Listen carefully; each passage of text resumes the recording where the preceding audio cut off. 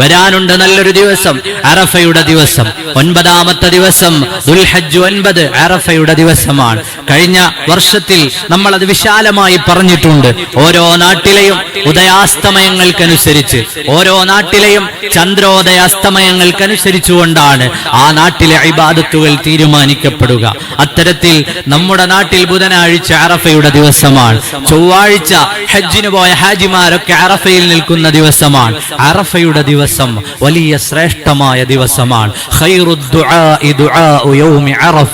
ഏറ്റവും ശ്രേഷ്ഠമായ പ്രാർത്ഥന അത് അറഫയുടെ ദിവസത്തെ പ്രാർത്ഥനയാണെന്ന് സയ്യിദുനാ റസൂലുള്ളാഹി സ്വല്ലല്ലാഹു അലൈഹി വസല്ലം. നമ്മൾ പല കാര്യങ്ങളും അള്ളാഹുവിനോട് ചോദിച്ചു വാങ്ങണമെന്ന് ആഗ്രഹിക്കുന്നില്ലേ?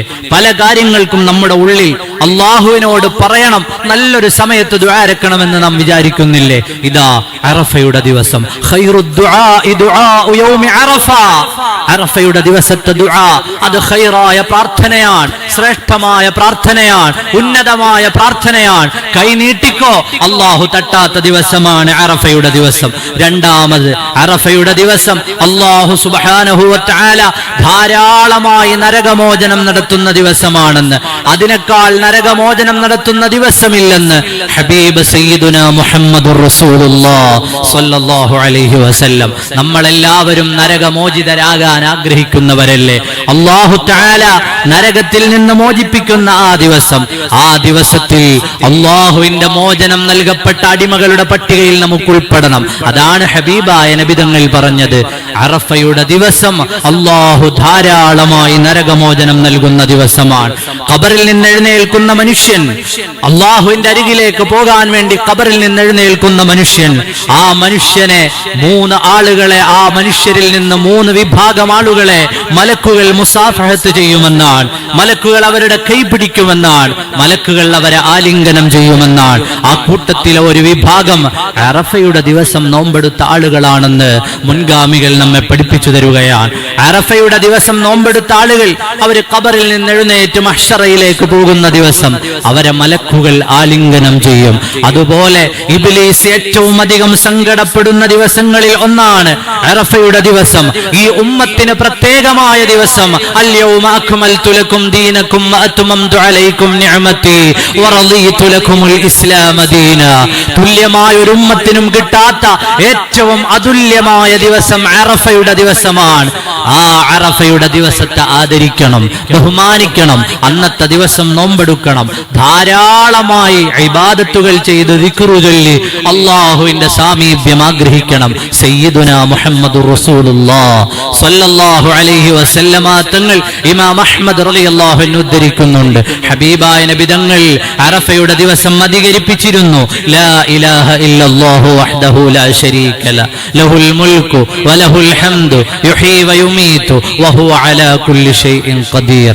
നമുക്കും അറഫയുടെ ദിവസം അധികരിപ്പിക്കാനുള്ള, അല്ലാഹുവിനെ ഹംദ് ചെയ്തുകൊണ്ട്, അല്ലാഹുവിനെ ശുക്ർ ചെയ്തുകൊണ്ട് നല്ലവരായി ജീവിക്കുവാനുള്ള ആ ദിവസത്തെ നാം നല്ലതുപോലെ ഗൗനിക്കേണ്ടവരാണ്. നമുക്കെല്ലാവർക്കും അറിയുന്ന ദിക്റാണല്ലോ അത്. ഹബീബായ നബി സല്ലല്ലാഹു അലൈഹി വസല്ലമ തങ്ങൾ ലാ ഇലാഹ ഇല്ലല്ലാഹു വഹ്ദഹു ലാ ശരീക ലഹുൽ മുൽക്കു വലഹുൽ ഹംദു യുഹീ വയുമീതു വഹുവ അലാ കുല്ലി ഷൈഇൻ ഖദീർ എന്ന ദിക്ർ അവിടുന്ന് അന്നത്തെ ദിവസം ധാരാളമാക്കിയിരുന്നു. ആ ദിവസത്തെ ആദരിച്ചു ബഹുമാനിച്ചുകൊണ്ട് നോമ്പെടുക്കണം. അല്ലാഹു തൗഫീഖ് നൽകുമാറാകട്ടെ. സുന്നത്ത് നോമ്പ്, അന്നത്തെ ദിവസത്തെ നോമ്പിന് വലിയ പുണ്യമാണ്. പരിശുദ്ധമായ അറഫയുടെ ദിവസത്തെ നോമ്പ് യുകഫിറുസ്സനത്തൽ മാദിയ വൽ ബാഖിയ, 2 കൊല്ലത്തെ പാപങ്ങൾ പുറത്തു കിട്ടുന്ന നോമ്പാണെന്ന്. കഴിഞ്ഞുപോയ ഒരു കൊല്ലവും വരാനുള്ള ഒരു കൊല്ലവും പാപങ്ങൾ പുറത്തു കിട്ടുന്ന നോമ്പാണെന്ന് സയ്യിദുനാ റസൂലുള്ളാഹി സ്വല്ലല്ലാഹു അലൈഹി വസല്ലം. ഒരു നോമ്പിന് 2 കൊല്ലത്തെ കൂലി കിട്ടുന്ന നോമ്പാണ് അറഫയുടെ നോമ്പ്. ആ നോമ്പ് ദുൽഹജ്ജ്, നമ്മുടെ നാട്ടിലെ ദുൽഹജ്ജ് 9 അന്ന് ആ നോമ്പെടുക്കാൻ നമ്മളൊക്കെയും തയ്യാറാകണം. ചില നോമ്പുകൾക്ക് കിട്ടുന്ന വലിയ അപാരമായ പുണ്യമാണത്. അള്ളാഹു അതൊക്കെ നമുക്ക് എടുക്കാൻ തൗഫീഖ് നൽകുമാറാകട്ടെ. പറ്റുന്നവരെ യൗമുത് തർവിയയുടെ ദിവസം നോമ്പെടുക്കണം. ദുൽഹജ്ജ് കഴിഞ്ഞ ആഴ്ചയിൽ നമ്മൾ പറഞ്ഞു 10 ദിവസം നോമ്പെടുക്കൽ സുന്നത്താണ്. പലപ്പോഴും പല ആളുകൾക്കും പല പ്രയാസങ്ങൾ കൊണ്ട്, വിഷമങ്ങൾ കൊണ്ടൊക്കെ ആ ദിവസങ്ങളിൽ നോമ്പെടുക്കാൻ പറ്റിയില്ലെങ്കിൽ പരിശുദ്ധമായ അറഫയുടെ ദിവസം നോമ്പെടുക്കുന്ന കാര്യത്തിൽ ആരും ഒരു ഉപേക്ഷയും വിചാരിക്കരുത്. അറഫയുടെ ദിവസം നോമ്പെടുക്കുന്ന കാര്യത്തിൽ ആരും ഒരു ഉപേക്ഷയും വിചാരിക്കരുത്. അല്ലാഹു സുബ്ഹാനഹു വ തആല നമുക്ക് നൽകുന്ന അവസരം വേണ്ട രീതിയിൽ ഉപയോഗപ്പെടുത്തിക്കൊണ്ട് നോമ്പെടുക്കാൻ നമ്മളൊക്കെയും തയ്യാറാകണം. സുന്നത്ത് നോമ്പല്ലേ നിസാരാക്കി കളയാമെന്ന് വിചാരിക്കരുത്. യുകഫിറു സനത്തൽ മാദിയത വൽ ബാഖിയ, കഴിഞ്ഞുപോയൊരു കൊല്ലവും വരാനിരിക്കുന്ന ഒരു കൊല്ലവും അള്ളാഹു നൽകുന്ന ഈ ഓഫർ, അള്ളാഹുവിന്റെ അടിമകളൊക്കെ ലബ്ബൈക് അല്ലാഹുമ്മ ചൊല്ലി ലക്ഷക്കണക്കിന് ഹാജിമാർ അറഫയിൽ കൂടുമ്പോൾ അതിന് നമ്മുടെ ഐക്യദാർഢ്യം, ആ കൂട്ടത്തിൽ നമ്മുടെ ദുആയും അള്ളാഹു സ്വീകരിച്ചാൽ, നമ്മുടെ പാപങ്ങളൊക്കെ പുറത്തു കിട്ടിയാൽ എത്ര സന്തോഷമാണ്. അപ്പോ നമ്മൾ ആ ദിവസങ്ങളിലൊക്കെ നോമ്പെടുക്കണം. സുന്നത്ത് നോമ്പിന്റെ കാര്യം പറയുമ്പോൾ ചില ആളുകളൊക്കെ അതിനെ നിസ്സാരാക്കി കാണാറുണ്ട്. അറഫയുടെ നോമ്പ് അങ്ങനെ നിസ്സാരാക്കരുത്. കഴിഞ്ഞ 2-3 സുന്നത്ത് നോമ്പൊക്കെ പറഞ്ഞപ്പോൾ എനിക്ക് തന്നെ നാണക്കേട് തോന്നി, ഇനി പറയണോ വേണ്ടയോ എന്ന്. വേറൊന്നും കൊണ്ടല്ല, വൈകുന്നേരം ഇങ്ങനെ ഇറങ്ങുമ്പോൾ ഇങ്ങനെ ചായക്കടയിലൊക്കെ ഇരുന്ന് ചില ആളുകൾ ചായ കുടിക്കുന്നുണ്ട്. ഇപ്പം വിചാരിക്കും രോഗമുള്ള ആളുകൾക്ക് നോമ്പെടുക്കാൻ പറ്റൂലല്ലോ. ഒരാള് കഴിഞ്ഞ സുന്നത്ത് നോമ്പിന് ഞാനിങ്ങനെ ഇറങ്ങുമ്പോൾ ഒരാൾ ഉസ്താദെ ചായ വേണോന്ന് അറിയാണ്ട് എന്നോടും ചോദിച്ചു. പത്തിരി ഉണ്ട്, ചായ ഉണ്ടെന്ന്. പിന്നെ മൂപ്പര ഓർത്ത് ചിലപ്പോൾ നോമ്പായിരിക്കുമല്ലോ എന്നുള്ളത്. സ്നേഹം കൊണ്ട് വിളിച്ചതാണ് ഞാൻ പറയുന്നത്. ഈ നോമ്പൊക്കെ നമ്മുടെ ആയുസ്സിൽ അടുത്ത കൊല്ലം കിട്ടുമെന്ന് ഉറപ്പൊന്നുമില്ലല്ലോ. അപ്പൊ കിട്ടുന്ന അവസരങ്ങളിൽ നമ്മൾ നോമ്പെടുക്കണം. സുന്നത്ത് നോമ്പല്ലേ എന്ന് കരുതിയിട്ട് അതിന്റെ പ്രാധാന്യം നമ്മൾ കുറച്ച് കളയരുത്. സുന്നത്ത് നോമ്പല്ലേ, അത് പോകട്ടെ എന്ന് വിചാരിക്കരുത്. അതിനൊക്കെ കിട്ടുന്ന ഫലം വലുതാണ് എന്ന് മനസ്സിലാക്കി ഒരു ദിവസമല്ലേ ഒന്ന് അഡ്ജസ്റ്റ് ചെയ്ത് നോമ്പെടുത്താൽ 2 കൊല്ലത്തെ കൂലി കിട്ടുമെന്നല്ലേ അള്ളാഹുവിന്റെ ഹബീബ് സയ്യിദുനാ റസൂലുള്ളാഹി സ്വല്ലല്ലാഹു അലൈഹി വസല്ലമ തങ്ങൾ നമ്മെ പഠിപ്പിച്ചത്. ആ ദിവസം നാം ഉപയോഗപ്പെടുത്തണം. നേരത്തെ പറഞ്ഞ ഹദീസ്, അള്ളാഹു തആല സ്വർഗം നിർബന്ധമാക്കി തരുന്ന രാത്രികളിൽ പെട്ടതാണ് അറഫയുടെ രാത്രി. 3-ാമത്തെ രാത്രി ദുൽഹജ്ജ് 10 പരിശുദ്ധമായ പെരുന്നാളിന്റെ ദിവസമാണ്. പെരുന്നാളിന്റെ ദിവസം നമുക്കെല്ലാവർക്കും അറിയാം, ഏറ്റവും ശ്രേഷ്ഠമായ ദിവസങ്ങളിൽ പെട്ടതാണ് പെരുന്നാളിന്റെ ദിവസം. പെരുന്നാൾ എന്ന് വെറുതെ പറയുകയല്ല, അല്ലാഹു തആല വലിയ പ്രതിഫലം നൽകുന്ന ദിവസമാണ്. ആ ദിവസത്തിൽ സുന്നത്തുകളൊക്കെ പാലിച്ചുകൊണ്ട് നിസ്കാരത്തിലേക്ക് വന്ന് തക്ബീറുകൾ മുഴക്കി അല്ലാഹു സുബ്ഹാനഹു വ തആല ആദരിച്ച ആ ദിവസത്തെയും ആദരിക്കാനും ബഹുമാനിക്കാനും നാം തയ്യാറാകണം. ഉദ്ഹിയ്യത്തിന്റെ കർമ്മങ്ങളൊക്കെ ചിട്ടയോടുകൂടി ചെയ്യണം. പെരുന്നാൾ ദിവസത്തെ സുന്നത്താണ് കുളിക്കുക എന്നുള്ളത്. പെരുന്നാളിന് വേണ്ടി ഒരു പ്രത്യേകമായ കുളി സയ്യിദുനാ റസൂലുള്ളാഹി സ്വല്ലല്ലാഹു അലൈഹി വസല്ലമ തങ്ങളിൽ നിന്ന് അത് മഹാന്മാരായ മുൻഗാമികൾ റിപ്പോർട്ട് ചെയ്തിട്ടുണ്ട്. പെരുന്നാൾ ദിവസം കുളിക്കുക, നല്ല വസ്ത്രം ധരിക്കുക അന്നത്തെ ദിവസത്തെ സുന്നത്താണ്.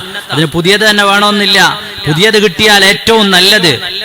പുതിയതില്ലെങ്കിൽ നമ്മുടെ കയ്യിലുള്ളതിൽ വെച്ച് ഏറ്റവും മുന്തിയ വസ്ത്രം, നല്ല വസ്ത്രം ധരിച്ചുകൊണ്ട് പെരുന്നാളിന് പുറപ്പെടുക. സുഗന്ധം പൂശുക എന്നുള്ളത് സുന്നത്താണ്. ശ്രദ്ധിച്ചാൽ ധാരാളം സുന്നത്തുകൾ കിട്ടാനുള്ള ദിവസമാണ് പെരുന്നാളിന്റെ ദിവസം. സുഗന്ധം പൂശുക എന്നുള്ളത് സുന്നത്താണ്. അള്ളാഹു തൗഫീഖ് ചെയ്യുമാറാകട്ടെ. വലിയ പെരുന്നാളിന്റെ ദിവസം ഭക്ഷണം കഴിക്കേണ്ടത് നിസ്കാരത്തിന് ശേഷമാണ്.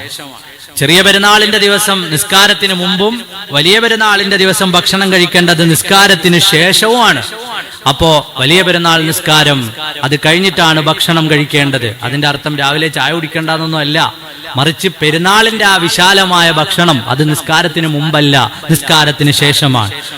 വളരെ പ്രത്യേകതയുള്ളതാണ് തക്ബീർ ചൊല്ലുക എന്നുള്ളത്. അറഫയുടെ ദിവസം മുതൽ നമ്മൾ തക്ബീർ ചൊല്ലും. ആ തക്ബീറുകൾ അല്ലാഹു അക്ബർ, അല്ലാഹു അക്ബർ, അല്ലാഹു അക്ബർ, ലാ ഇലാഹ ഇല്ലല്ലാഹു, അല്ലാഹു അക്ബർ, അല്ലാഹു അക്ബർ വലില്ലാഹിൽ ഹംദ് എന്ന തക്ബീർ നമ്മുടെയൊക്കെ ജീവിതത്തിന്റെ ഭാഗമായി, നമ്മുടെയൊക്കെ പെരുന്നാൾ ദിവസത്തിന്റെ ഭാഗമായി പരമാവധി തക്ബീറുകൾ ചൊല്ലണം. അന്നത്തെ ദിവസം നമുക്ക് കിട്ടുന്ന ഒരു വലിയ സുന്നത്താണ്. അതിന് വലിയ പ്രതിഫലം കിട്ടും. അല്ലാഹു തൗഫീഖ് നൽകുമാറാകട്ടെ. അതുപോലെ പള്ളികളിലേക്ക് നേരത്തെ വരിക. നമ്മുടെ പള്ളിയിൽ 8 മണിക്കാണ് നിസ്കാരം. അതുകൊണ്ട് 7:50 വന്ന് ബാക്കിൽ കൂടാമെന്ന് വിചാരിക്കുന്നതിന് പകരം ആയുസ്സിൽ ഒരു പെരുന്നാളാണ്. ആയുസ്സിൽ നമുക്ക് കിട്ടുന്ന അവസരമാണ്. കുറച്ച് നേരത്തെ വന്നിരുന്ന് തക്ബീറൊക്കെ ചെല്ലാൻ. നേരത്തെ തന്നെ പെരുന്നാൾ നിസ്കാരം നടക്കുന്ന സ്ഥലത്തേക്ക് പുറപ്പെടുക എന്നുള്ളത് സുന്നത്താണ്.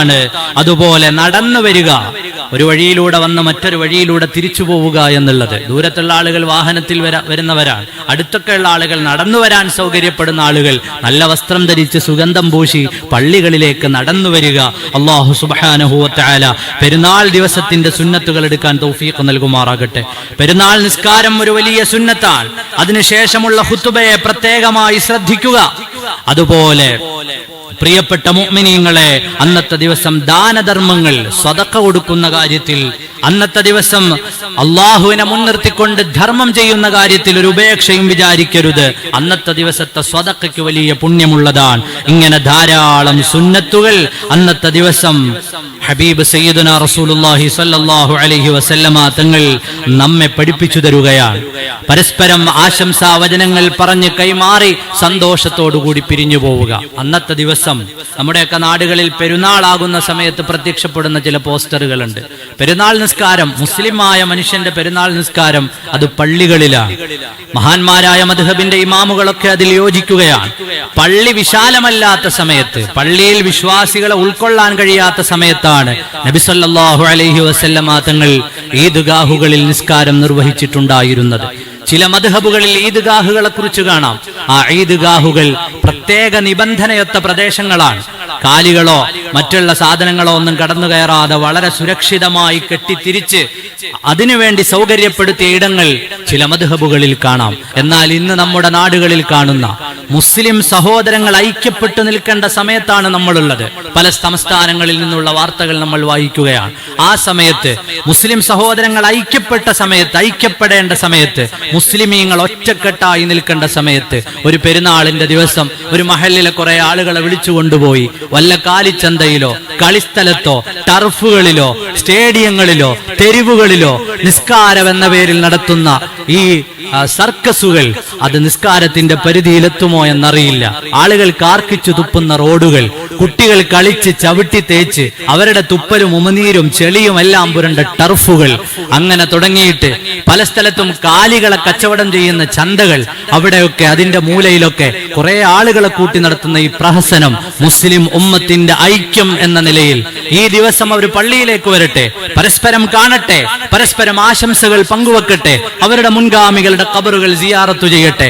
അതൊക്കെ നശിപ്പിച്ചുകൊണ്ട് ഓരോ മഹല്ലിലെയും കുറച്ച് ആളുകളെ അടർത്തിയെടുത്ത് ഏതെങ്കിലുമൊക്കെ കാലിച്ചന്തകളിൽ കൊണ്ടുപോയി നടത്തുന്ന ഈ പ്രഹസനം മുസ്ലിം ഉമ്മത്തിന്റെ ഐക്യം ആഗ്രഹിക്കുന്നവരെ, ഫാസിസം തലയ്ക്കുമീതെ നിൽക്കുന്ന ഈ നേരത്ത് ബംഗാളിന്റെ വർത്തമാനങ്ങൾ നമ്മൾ വായിക്കുന്നു. ആ സമയത്ത് ഒറ്റക്കെട്ടായി നിൽക്കേണ്ട സമയത്ത് മഹല്ലത്തുകളിൽ ഉണ്ടാക്കുന്ന അത്തരം ഭിന്നിപ്പുകൾ അവസാനിപ്പിക്കേണ്ടതാണ്. അതുമാത്രമല്ല, അതൊന്നും ഒരു മദ്ഹബിന്റെ ഇമാമിങ്ങളും അംഗീകരിച്ചതല്ല. മുൻഗാമികളുടെ മാതൃക അങ്ങനെയല്ല. പള്ളികളിൽ ഒത്തുകൂടി സുഗന്ധം പുരട്ടി, പള്ളികളെക്കാൾ നല്ല സ്ഥലം എവിടെയാണുള്ളത്? ആ പള്ളികളിൽ നടത്തുന്ന തക്ബീറുകളുടെ അകമ്പടിയുള്ള സുഗന്ധമുള്ള പെരുന്നാൾ നിസ്കാരങ്ങൾ, പരസ്പരമുള്ള ആലിംഗനങ്ങൾ, നമ്മൾ ഒറ്റക്കെട്ടായി നിൽക്കേണ്ട സമയമല്ലേ? ഹൃദയത്തോട് ഹൃദയം ചേർത്തു പിടിച്ചുകൊണ്ടുള്ള ആലിംഗനങ്ങൾ, ആശംസാ വചനങ്ങൾ. അള്ളാഹു നമ്മുടെ ഉമ്മത്തിന് ഐക്യം നൽകുമാറാകട്ടെ. അള്ളാഹു നമ്മുടെ ഉമ്മത്തിന് ഐക്യം നൽകുമാറാകട്ടെ. മുസ്ലിം സഹോദരങ്ങൾ നിസ്കാരങ്ങൾക്ക് അതുകൊണ്ട് പള്ളികൾ, അതാത് മഹല്ലുകൾ തിരഞ്ഞെടുക്കണമെന്നുകൂടി ഓർമ്മപ്പെടുത്തുകയാണ്. മഹല്ല് പള്ളികളിലുള്ള നിസ്കാരങ്ങളും പരസ്പരം നമ്മുടെ കാരണവന്മാർ, നമ്മുടെ കുഞ്ഞുമക്കൾ, അടുത്ത തലമുറ, ഇവരെയൊക്കെ കാണാൻ കിട്ടുന്നൊരവസരം, നമ്മുടെ മുൻഗാമികളുടെ ഓർമ്മ പുതുക്കാൻ കിട്ടുന്നൊരവസരം, അത് നഷ്ടപ്പെടുത്തി കളയരുത് എന്ന് എല്ലാവരോടും ഓർമ്മപ്പെടുത്തുകയാണ്. അള്ളാഹു നമുക്ക് എല്ലാവർക്കും അനുഗ്രഹങ്ങൾ വർദ്ധിപ്പിച്ചു നൽകുമാറാകട്ടെ. പെരുന്നാളിന് ശേഷമുള്ള ഉദ്ഹിയ്യത്തിന്റെ കർമ്മങ്ങൾ എല്ലാവരും അതിൽ ബന്ധപ്പെടുകയും അതിന്റെ വിതരണത്തിലും അതിന്റെ ഇടപാടുകളിലും അതിന്റെ പ്രവർത്തനങ്ങളിലുമൊക്കെ നമ്മൾ സജീവമായി, അൽഹംദുലില്ലാ, നമ്മുടെ നാട്ടിലെ ചെറുപ്പക്കാരൊക്കെയും അത്തരം കാര്യങ്ങളിൽ സജീവമായി ഇടപെടുന്നവരാണ്. ചെറുപ്പക്കാരും കാരണവന്മാരും ഒക്കെ അത്തരം കാര്യങ്ങളിൽ സജീവമായി ഇടപെടണം. അള്ളാഹു അതിനുള്ള ആഫിയത്ത് നമുക്ക് എല്ലാവർക്കും പ്രദാനം ചെയ്യുമാറാകട്ടെ. അള്ളാഹു അതിനുള്ള ആഫിയത്ത് നമുക്ക് എല്ലാവർക്കും പ്രദാനം ചെയ്യുമാറാകട്ടെ. ഈ ദിവസങ്ങളിലൊക്കെ നല്ലപോലെ ഇബാദത്ത് ചെയ്യാനും ദുആ ചെയ്യാനും പരിശുദ്ധമായ പെരുന്നാൾ ദിവസത്തെ നന്നായി ആദരിച്ച് ബഹുമാനിച്ചുകൊണ്ട് ആ ദിവസങ്ങളിൽ കൂടുതൽ തക്ബീറുകൾ ചൊല്ലി അള്ളാഹു നരകമോചിതരുടെ പട്ടികയിൽ ഉൾപ്പെടുന്നവരുടെ കൂട്ടത്തിലും അള്ളാഹു നമ്മെ എല്ലാവരെയും, നമ്മുടെ മാതാപിതാക്കളെയും അള്ളാഹു ഉൾപ്പെടുത്തി തരുമാറാകട്ടെ. നമ്മെ എല്ലാം റബ്ബ് ചേർത്തു നൽകുമാറാകട്ടെ. അള്ളാഹു നമ്മുടെ ദുആ ഖബൂൽ ചെയ്യുമാറാകട്ടെ. ബിഹഖി മുഹമ്മദിൻ സ്വല്ലല്ലാഹു അലൈഹി വസല്ലം.